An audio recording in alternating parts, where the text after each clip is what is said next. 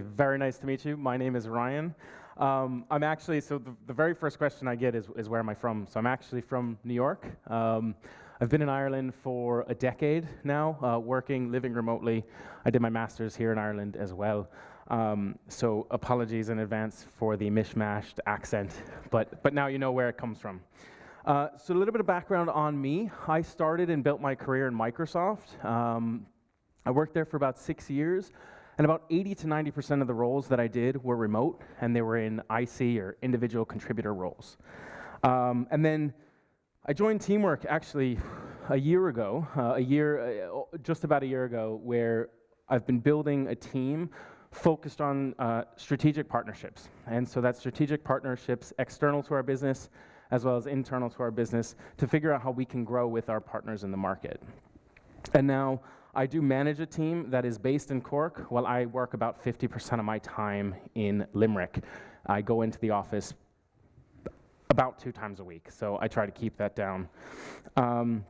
So quick gauge of the audience. Who here is a manager thinking of hiring remote staff or in a senior position? Okay. And who's a remote worker or thinking about becoming a remote worker or wants to be one? Okay, that's good. Very, very good. We're in the right place. So another question, who's heard of Teamwork? And not Teamwork the word, but Teamwork the company? Okay, I'm in good company as well. So for those of you who don't know who we are, we were founded in 2007. We've got 6 offices with our headquarters in Cork. Right now, we have about 241 employees, I think was the count last week, and 25% of those employees are currently working remote. Within our suite, we have 4 products and over 5 million users using those products across the globe. Now, when I come back to remote, I want to mention that remote is actually ingrained into our company culture and focus. We need to hire great people and great talent no matter where they are or where they're working or where they live.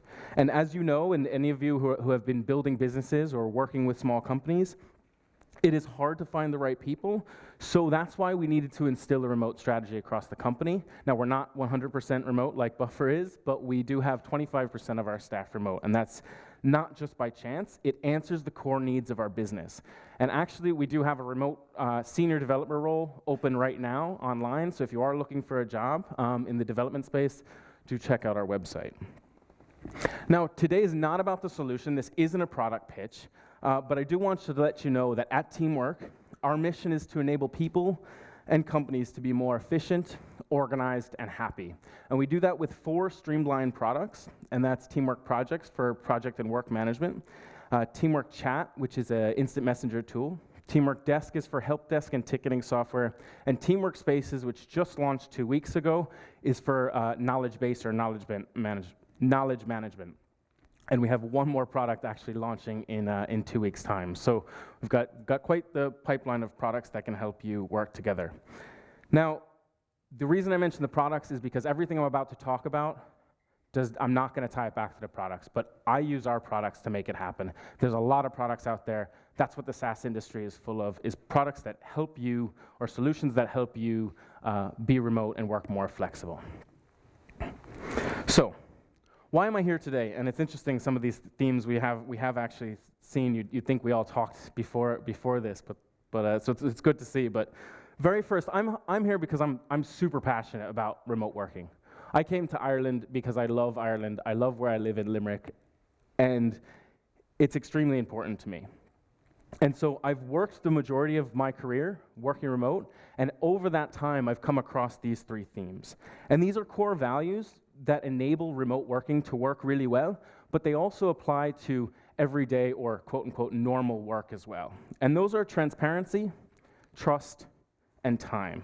And as I've made the transition, especially over the last year, from worker to manager, what I want to do is I've collected my thoughts in both worker and management space to be able to give you some of this feedback and give you some of this insight that I've seen on the ground. So I want to be clear and upfront.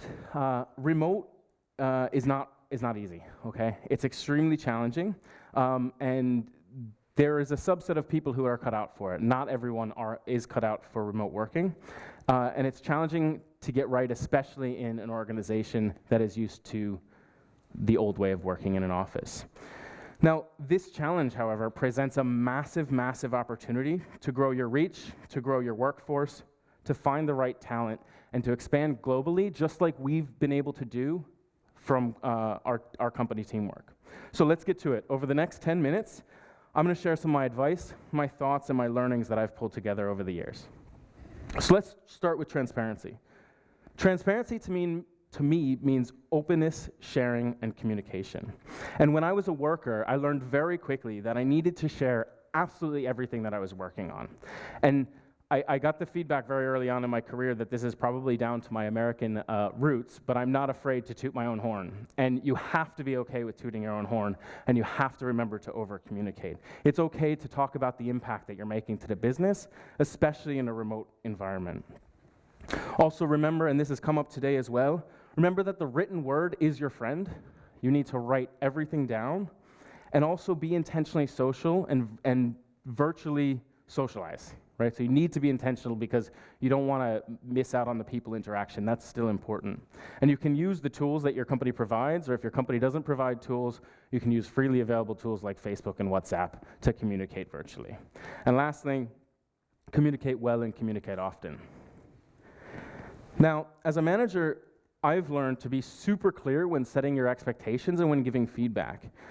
It's been important to me, both as a worker and now as a manager, not to surprise my team with feedback and compile it all and just share it in a one-to-one on a Friday afternoon when we meet regularly, okay? You need to freely be open to feedback in a two-way street.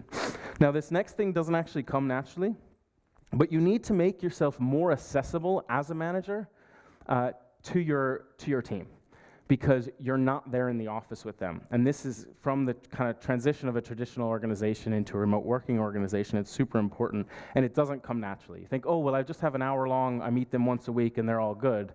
It's important to have that, keep your door open in the virtual world as well. Now, I'm a big fan of encouraging or actually forcing video calls. If you think of it, I wouldn't get up here and try to stand and have a conversation with all of you with a black box in front of my face. So why anybody would ever try to do that from a remote working environment is, it just doesn't make sense to me. It cuts off one complete view from the people, so they can't actually see your interaction, your facial expressions and stuff as well. All of our devices have cameras for a reason, so use them. Lastly, again, we'll come back to it, is communicate well and communicate often. There's no such thing. I like the way Marcus put it. There's no such thing as over-communication. Now, when I was an individual contributor working on a team based in Dublin, I was actually in Limerick. I had to work extra hard to share the updates I was working on. Now, this does come somewhat naturally to me, but I still had to be very careful about how I wrote my words out, about where I posted them, how I shared them, and how I interacted with the team. And now, as a manager, when I'm managing a team in Cork, who are based in Cork just because they want to be based in Cork in the office, not because we require them to be, I push my team to actually just jump on a quick video call every time we have a question. They sit right next to each other, they have a quick question, we jump on a call, we can answer the question. It's literally like a tap on the shoulder, and it's super important. It just takes an extra 30 seconds to get that link set up, and then we go for it. Now, I've heard some really cool examples of companies using apps like House Party, or keeping a video chat open in the background not 24/7, but the whole day long, so that people can actually see and it's like you're working together. Haven't tried that myself, but might be something you want to try. Moving on to trust. So, as we all probably know, trust is super important, and it's a lot easier to build when you're face to face. When you can see somebody, when you can shake their hand, it's easier to build trust with them. So you do need to take that extra effort and those extra steps to build the trust while you're working remotely. And whether you're a worker or a manager, you need to make sure that you're aware of that and that you're always communicating back and forth to build that trust. And what I've learned as a worker, so you need to trust that your team and your manager is listening to you. And you need to trust first. Expect that they're listening to you. Think the positivity first. Also, speak up when you see the issues and don't let them fester. Trust that your team and your manager is going to respond well. Lastly, this is really important as remote workers, and as we try to drive this remote working effort forward, do not take the piss.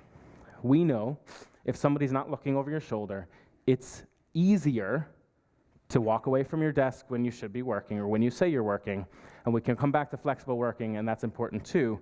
But it all comes down to your impact at the end of the day. So your impact is going to be reviewed, and if you're taking the piss, it's going to come into the picture. And not only are you hurting yourself and your future career as a remote worker, you're actually hurting the rest of us who want to push managers and companies to hire remote staff. So just please don't do that. Now, as a manager, I've learned to trust my team and trust that they'll get things done exactly when they say they will, and they'll deliver on time. I've also had to learn to think positive intent first and to be optimistic. And that comes down to the point when you send a message, you pick up the phone, somebody doesn't answer, somebody doesn't immediately respond. Remember that, or don't immediately think that they're taking the piss, right? Maybe they're just on another conference call and they forgot to set their status or something like that. A big important here, and this has come up before, asynchronous tasks are super, super important when working times are flexible. So small tasks that people can work on their own or in small groups in the right time zone, that's big and important. My next point has also been brought up before, but it's about micromanagement. Do not micromanage. If you're micromanaging, it actually means that you don't trust. It means that you've hired the wrong people, or it means that you yourself are in the wrong seat. And so just don't do it. And I think this comes down, it came up on the panel as well, autonomy is super important, and nobody likes a micromanager. So when I was a worker, or a remote worker working for Microsoft, I actually had to prove that I could work remote. And now Microsoft and all the big companies are all about pushing remote working. But when it comes down to it, it comes down to the team you're on. So I was on a team that had never worked with remote workers before. They were really flexible. We were a flexible team. But I had to push, and I had to prove that I could do remote working, even though the rest of the team was based in the Dublin office. My manager at the time and the team at the time was super accommodating, and the more we built that trust, the more efficiently we worked as a team. And it actually helped us to cover the island of Ireland because I was in Limerick instead of Dublin for the work we were doing. And now as a manager, I've been super cautious when we're deciding tasks as a team or deciding the next thing to work on, that we set things that don't require supervision and that can be worked asynchronously. Okay, now let's bring it to time. Now, time is something we never have enough of, so we do really need to learn to manage it well. And as a worker, you need to remember, especially in a flexible working environment, work when you want, but the most important thing is when you're most productive, and you need to adjust your optimal working hours. If your optimal working hours are from midnight to 6 a.m., and you're in a flexible working environment, then that's really great, and just make that work for you and your team. You need to commit to your deadlines and deliver on time, and remember that on average as a remote worker, you're probably open to less distractions than you are in the typical office environment. So if you're in the right environment, if you've got a home office or something like that, you can keep those distractions to a minimal, and you're probably already more impactful. Big thing to mention here is also to be careful of how quickly time can fly when you're in the zone. Now, it's good to get in the zone, depending on your role. Sometimes it's good to hunker down and get at the computer for an hour, a couple hours in a row without taking a breath for air. But do be careful. Make sure you're planning your breaks, plan your walks, go for air, go for tea. Be mindful of your time. A lot of people use the Pomodoro technique, which works really well, but otherwise you can just set alarms to remind yourself, hey, let's take a breath of air. Now, as a manager, it's super important to set clear targets and deadlines for your team so that you're all working towards the same goal and people know when things are expected and to be delivered. You can't just make assumptions around that. I'm a massive, massive fan of rewarding on impact versus time, and not about the amount of time spent. Luckily I haven't been in this situation myself, but I'd say have consequences for too much time spent on remedial tasks or thing, right? We want flexible environments, but we also want to make sure that people are delivering when they say they will, and that's big, and that's an important one. I'm a big fan of encouraging those flexible working hours. It's also good if you can structure the team so that you have some common core hours that you can work together if you do need to get a bit on a stand-up or a brain dump of a meeting and work in one space. And then again, I want to bring it back to giving more of your time as a manager is important. It's not something you think about, but if you're used to the traditional office environment, you'll have run into people. You'll see them at the coffee stand, or you'll see them at the water cooler, at lunch, and that time is actually important, and you don't necessarily get that, so you need to make up for that and be super aware of it. Now, when I was on a team, this was in Microsoft, team was in the US, my manager was in the UK, and I was on my own in Limerick. I actually found that I very quickly got into working 10 to 12-hour days. This wasn't intentional. I was just hell-bent on getting work done. I also didn't have my son or my wife to come home, as they do now, to remind me that the end of the day is here. And this was really good for my employer, right? Don't get me wrong. The employer loved the impact I was making back to the business, but it didn't take long for me to gain weight. Didn't take long for me to miss social events and just generally not feel good, okay? I felt like crap. It was only a couple weeks when I realized what I was actually doing and what was happening to me. Now, often remote workers do put in that little bit of extra time to build the trust, to prove that they're working and making impact. Sometimes in the early days that is required, but you need to remember to think about your impact and manage your time appropriately. And now as a manager, I do encourage my team to think about impact versus time, and as I said before, I do reward that behavior, as well as encourage the flexible working hours and work when they want, where they want, as long as they're delivering. And now, to kind of bring it all back to the end here, I want you to just remember that hiring remote workers and working remote opens opportunities beyond the traditional office environment. It can enable rapid growth for companies and much, much happier employees too. So if you take anything from this talk, remember transparency, trust, and time, and I think that'll set you up to succeed, especially in a remote environment. Now finally, my biggest tip for remote workers, and I can't leave this stage without saying it, is to schedule virtual coffee sessions. Now these are 30-minute agendaless meetings, purely to make up for what you'd miss at the coffee dock or at the water cooler. If you've never had one, you can add me on LinkedIn or follow me on Twitter, connect with me. I'd be more than happy to show you how they're done, and we can set one up. Now, as I did say in the beginning, most SaaS products these days do aim to support some sort of flexible or remote working vision in some form or fashion. If you do want to learn more about teamwork projects, desk, chat, or spaces, and how they enable what I've talked about, we can talk afterwards, or I'm actually going to post a blog maybe next week, to Twitter about with some of my summary of all my findings here. So cheers, appreciate your time. Thanks very much. Thanks, Ryan. Thanks, Ryan.